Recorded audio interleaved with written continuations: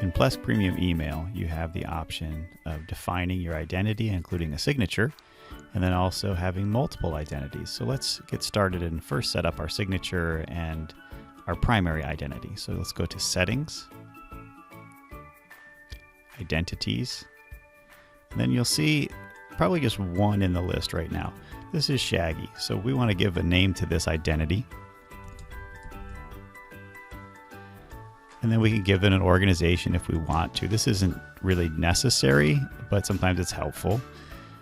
If we want a separate reply to address, so that when people reply to our emails, it goes to that address, we can enter that in this field. If we want emails to carbon copy automatically from this identity, then it could go in this field. And then you'll see the signature. So under signature, you have HTML or plain text. I recommend you work with HTML because if you're sending a plain text message to somebody, the HTML will convert automatically to plain text, but plain text will always look plain even if somebody uses HTML. And HTML is a standard for emails nowadays. So you can start by adding in your name. If you hit enter, it gives you a new line. If you hit shift enter, it gives you a line with not much spacing in it. You can then enter your title. And then you can add things like a website address. Now for a website address, when you add a link, you'll want to highlight the text for that link.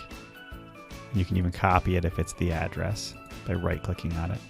And then you want to use the Insert Edit Link button.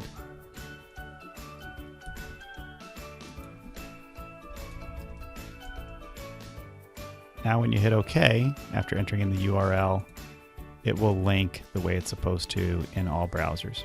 You can also use the formatting of the WYSIWYG editor to make it look a little better. Maybe make the name bold and a little bit bigger.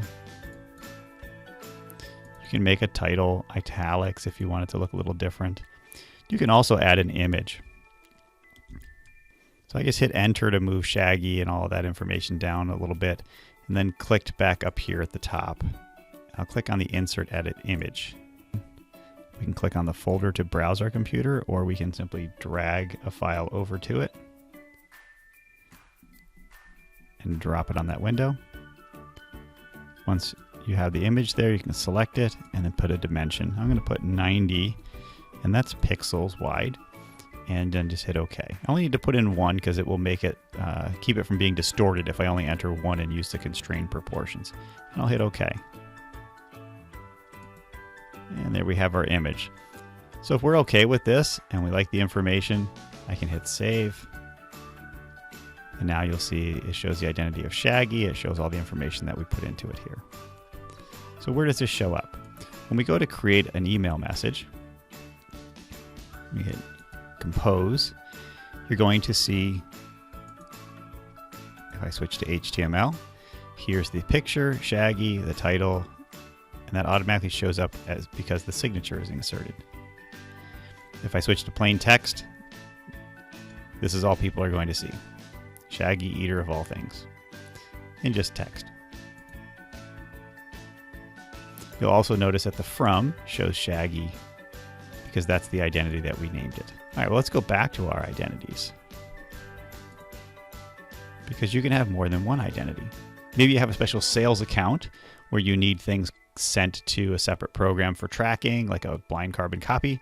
Maybe you have an alias that you use so that you don't give out your actual email address.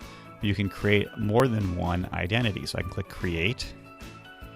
So we'll give it a name that will help us understand what identity this is. Go to the email. Just so happens that Shaggy has an alias that's been assigned to him by his mail administrator called Zoiks. So we can use Zoiks at Scoob Email. We'll type in our organization, and then we'll put in some information in the footer, and maybe even add his special extension.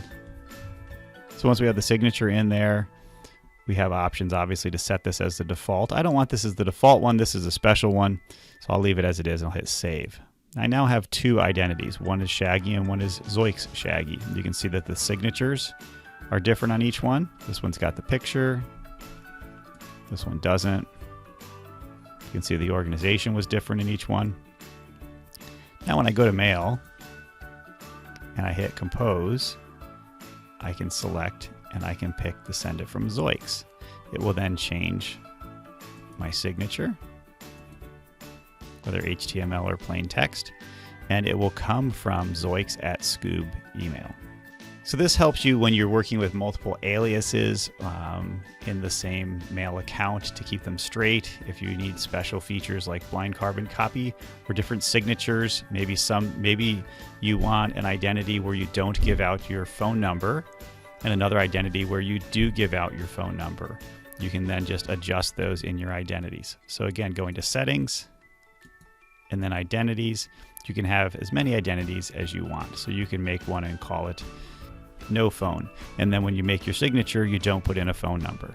Or you can make one just called with phone and then put your phone number in the signature. And then you'll be able to switch as to which signature you want without editing it each time. So those are some of the options that you have working with identities.